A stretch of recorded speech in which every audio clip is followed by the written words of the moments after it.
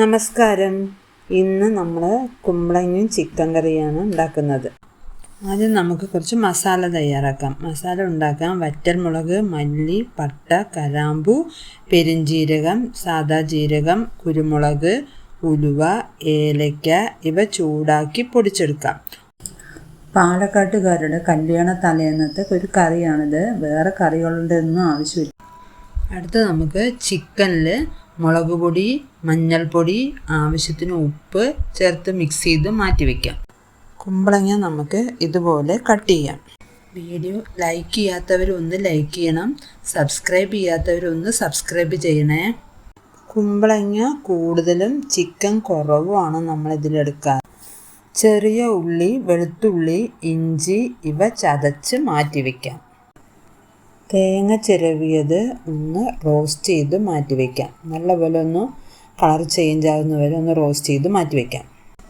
കറി തയ്യാറാക്കാനുള്ള ചട്ടി അടുപ്പിൽ വയ്ക്കാം. വെളിച്ചെണ്ണ ഒഴിച്ചു കൊടുക്കാം.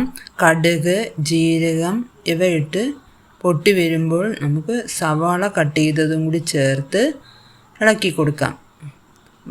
വഴന്ന് വരുമ്പോൾ മുളക് പൊടി, മല്ലിപ്പൊടി ഇവ ചേർത്ത് പച്ചമണം മാറി വരുമ്പോൾ ചതച്ച് വെച്ച ചെറിയ ഉള്ളിയും ഇവയോട് ചേർത്ത് നല്ലപോലെ ഇളക്കി പച്ചമണമൊക്കെ മാറി വരുമ്പോൾ നമുക്ക് ഗരം മസാലപ്പൊടിയും കൂടി ആഡ് ചെയ്ത് തക്കാളി കട്ട് ചെയ്തതും കൂടി ചേർത്ത് കൊടുക്കാം.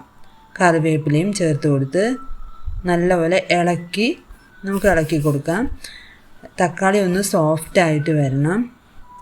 അതിന് ശേഷം നമുക്ക് ചിക്കൻ ആഡ് ചെയ്ത് കൊടുക്കാം. അടി പിടിക്കാതെ ശ്രദ്ധിക്കണം. ലോ ഫ്ലെയിമിൽ വെച്ചിട്ട് വേണം നമ്മൾ പൊടി ഐറ്റംസൊക്കെ ചേർത്ത് കൊടുക്കാൻ. ചിക്കൻ ചേർത്ത് നല്ലപോലെ ഒന്ന് ഇളക്കി കൊടുക്കാം. എന്നിട്ട് വേണമെങ്കിൽ കുറച്ച് എണ്ണയും കൂടെ ഒഴിച്ചു കൊടുക്കാം. ഒന്ന് അടച്ച് വെച്ച് ഒരു 5 മിനിറ്റ് കഴിയുമ്പോൾ അതിൻ്റെ വെള്ളമൊക്കെ ഒന്ന് ഊർന്ന് വരും.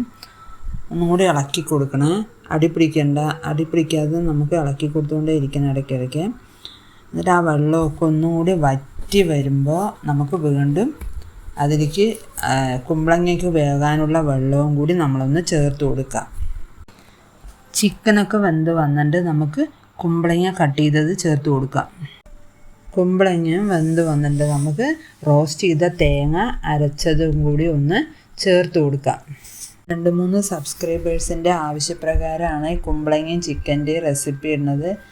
എല്ലാവരും അഭിപ്രായം ഒന്ന് പറയണം കേട്ടോ. ടേസ്റ്റ് നോക്കി ആവശ്യത്തിന് ഉപ്പൊക്കെ ചേർത്ത് കൊടുക്കാം. റോസ്റ്റ് ചെയ്യാത്ത തേങ്ങ അരച്ച് ചേർക്കാവുന്നതാണ്. ഒന്നുകൂടി നല്ലൊരു മണമൊക്കെ കിട്ടാൻ വേണ്ടിയിട്ടാണ് നമ്മൾ റോസ്റ്റ് ചെയ്യുന്നത്. നല്ലപോലെ തിളച്ച് വരുമ്പോൾ ഒന്ന് ലോ ഫ്ലെയിമിൽ വെച്ച് ഒരു 5 മിനിറ്റും കൂടി തിളച്ച് നമുക്ക് മല്ലിയിലയും കറിവേപ്പിലയും ഒക്കെ ഇട്ടൊന്ന് ഇറക്കി അടച്ച് വയ്ക്കാം.